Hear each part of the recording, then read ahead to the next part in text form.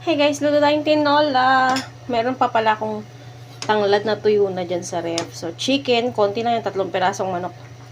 And then, 1 pirasong sayote. And then, meron tayong pechay dito na binababad ko na sa tubig. So, ayan. Pakuluin lang natin yan. Tapos, maraming luya akong nilagay dyan kasi gusto ko talagang humigop ng maanghang. So, gusto ko yung luya na yan. Para gumanda-ganda ang ating pakiramdam. Ayan, 'di ba? Alam nyo guys, tong tanglad na to, tinanggal ko na yung pinakapuno niyan kasi tinanim ko.